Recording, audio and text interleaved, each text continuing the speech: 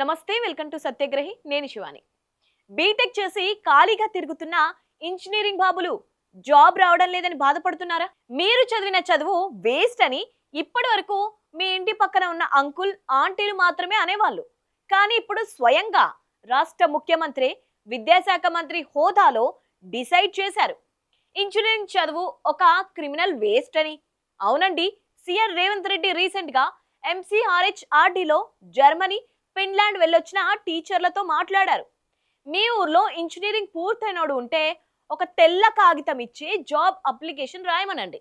రాయలేరు అని పెద్ద బాంబే పేల్చారు. తప్పు విద్యార్థులదే కాదండోయ్, చెప్పే చదువుది, నేర్పిన నైపుణ్యాలది అని కూడా ఒప్పుకున్నారు. ఈ రోజు మన స్పెషల్ ఎపిసోడ్ లో రేవంత్ రెడ్డి ఎడ్యుకేషన్ మినిస్ట్రీ, పంచాయతీ, వారి విదేశీ పర్యటనలు, అలాగే పొలిటికల్ కామెంట్స్ పై ఒక రేంజ్ లో పోస్ట్ మార్టం చేద్దాం పదండి. ముందుగా ప్రతిపక్షాలు ఊరికే అంటుంటాయి చూసారా, రేవంత్ రెడ్డి విద్యాశాఖకు పూర్తి స్థాయి మంత్రిని చేయలేదు, ఆయనే పెట్టుకున్నారు రాజీనామా చేయాలని. దానికి రేవంత్ ఇచ్చిన కౌంటర్ వింటే ప్రతిపక్షాలకు మైండ్ బ్లాక్ అవ్వాల్సిందే. రేవంత్ ఏమంటారంటే, నర్సరీ నుంచి 12వ తరగతి వరకు అల్పాహారం ఇస్తున్నందుకు రాజీనామా చేయాలా, టీచర్ల నియామకం, ప్రమోషన్లను సక్రమంగా చేపట్టినందుకు రాజీనామా చేయాలా, ఐటీఐలను ఏటీసీలుగా మార్చినందుక, స్కిల్స్ యూనివర్సిటీ పెట్టినందుక, ఎందుకు చేయాలి రాజీనామా అని రేవంత్ రెడ్డి ప్రశ్నిస్తున్నారు.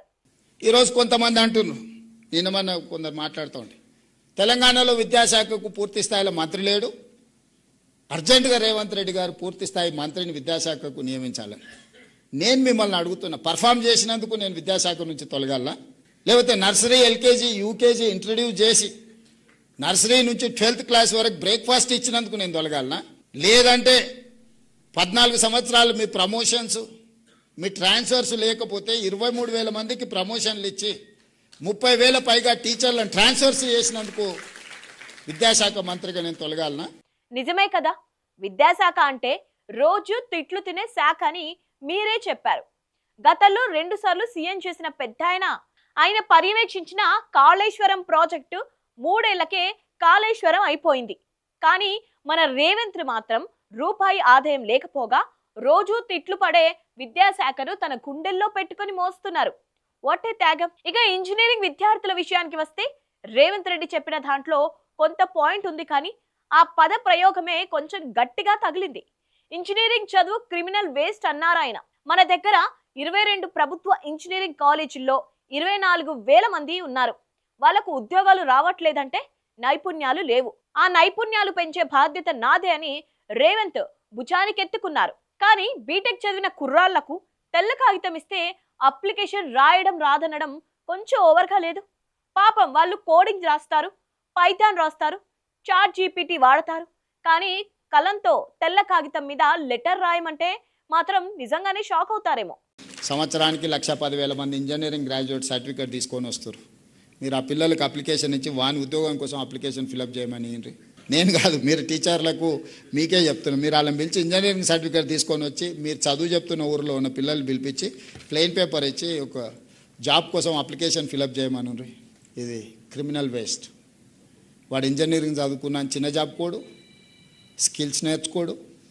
తల్లిదండ్రులు మా పిల్లోడు ఇంజనీరింగ్ అయింది ఉద్యోగం అంటారు, నా దగ్గరకు వస్తుంటారు కాన్స్టిట్యున్సీ నుంచో బంధువులు, మావాడు ఇంజనీరింగ్ చదివి పెద్ద పెద్ద చదువు చదివింది సార్ అంటారు. పేరెంట్స్కి తెలియదు కాదు. ఇదే మీటింగ్ లో సీఎం ఇంకో మా స్టేట్మెంట్ ఇచ్చారు. 2034 వరకు నేనే ముఖ్యమంత్రిగా ఉంటా అని. అంటే దాదాపుగా ఇంకో 10 ఏళ్లు విద్యార్థులు బీటెక్ పూర్తి చేసి, ఎంఎస్ చేసి, ఉద్యోగం వచ్చి పెళ్లిళ్ళు చేసుకునేంత వరకు రేవంత్ రెడ్డి సీఎంగా ఉంటారన్నమాట. ఈలోపు ఇంజనీరింగ్ విద్యార్థులందరినీ గట్టెక్కిస్తారో లేదో చూడాలి. ఇక అసలైన లెక్కల్లోకి వద్దాం. ప్రభుత్వ రంగంలో ఒక్కో విద్యార్థిపై తెలంగాణ ప్రభుత్వం ఏటా సగటున 1,08,000 ఖర్చు చేస్తోందంట. అంత ఖర్చు చేస్తున్నా సరే, జనాలు తమ పిల్లలను తీసుకెళ్లి ప్రైవేట్ స్కూళ్లలో ఎందుకు వేస్తున్నారు అని రేవంత్ టీచర్లను సూటిగా ప్రశ్నించారు. దానికి ఆయన కనిపెట్టిన పరిష్కారం ఏంటో తెలుసా? సర్కారీ టీచర్లను జర్మనీ, ఫిన్లాండ్, హార్వర్డ్, స్టాన్ఫోర్డ్ వంటి యూనివర్సిటీలకు పంపించడం. ఆహా, ఎంత మంచి ఆలోచన. మన టీచర్లు అమెరికా, జర్మనీ వెళ్తారు, అక్కడ ట్రైనింగ్ తీసుకుంటారు, వచ్చి మన పల్లెటూళ్ళ స్కూళ్లలో హార్వర్డ్ రేంజ్ బోధన అందిస్తారన్నమాట. అంతేకాదు, టీచర్లే ఒక ప్లాన్ చేసుకోవాలట. డిసెంబర్ ఆఖరికల్లా మీ మండలాల్లో ఏ వసతులు కావాలి, ఎంతమంది టీచర్లు కావాలి అనేది వాళ్ళే తేల్చాలట. ఇక్కడ ఇంకో ఆసక్తికరమైన పాయింట్ ఏమిటంటే తెలంగాణలోని 12,000 గ్రామాల్లో ప్రతి విద్యార్థుల్లోనూ ఒక రేవంత్ రెడ్డి ఉన్నాడట. ఆ రేవంత్ రెడ్డిలను టీచర్లే బయటకు తీయాలంట. ఇక సీఎం చేసిన మరో కీలక వ్యాఖ్య ఏమిటంటే ఆస్తులు లేకపోవడం వెనకబాటుతనం కాదు, చదువు లేకపోవడమే వెనకబాటుతనం అని ప్రభుత్వం చేసిన సామాజిక, ఆర్థిక, విద్యా, ఉపాధి కుల సర్వే తేల్చిందంట. చివరగా సీఎం ఉపాధ్యాయులకు ఒక ఓపెన్ ఛాలెంజ్ విసిరారు. విద్యాశాఖ మంత్రిగా నన్ను పాస్ చేస్తారో ఫెయిల్ చేస్తారో మీరే నిర్ణయించండి, వద్దంటే వదిలేస్తా, మీరు కోరిన వారికే ఇస్తా అని చివర్లో బాంబ్ పేల్చారు. ఏది ఏమైనా రేవంత్ రెడ్డి విద్యాశాఖ ప్రక్షాళన కోసం తీసుకుంటున్న నిర్ణయాలు వినడానికి చాలా వినూత్నంగా, ఆకర్షణీయంగా ఉన్నాయి. హార్వర్డ్ రేంజ్ టీచర్లు, ఏటీసీలు ఇవన్నీ నిజంగానే తెలంగాణ విద్యార్థుల జీవితాలను మారుస్తాయా, లేక కేవలం డెసిషన్లు, డిక్లరేషన్లకే పరిమితమవుతాయా అనేది కాలమే నిర్ణయించాలి. మీరేమంటారు? బీటెక్ చదువు నిజంగానే క్రిమినల్ వేస్ట్ అంటారా? రేవంత్ రెడ్డికి విద్యాశాఖ మంత్రిగా మీరు ఎన్ని మార్కులు వేస్తారు? పాస్ చేస్తారా, ఫెయిల్ చేస్తారా? కింద కామెంట్ సెక్షన్లో ఖచ్చితంగా మీ అభిప్రాయం తెలియజేయండి. వీడియో నచ్చినట్టయితే లైక్ చేయండి, షేర్ చేయండి. ఇలాంటి పొలిటికల్ అప్డేట్స్ కోసం మా ఛానల్ని ఇప్పుడే సబ్స్క్రైబ్ చేసుకోండి.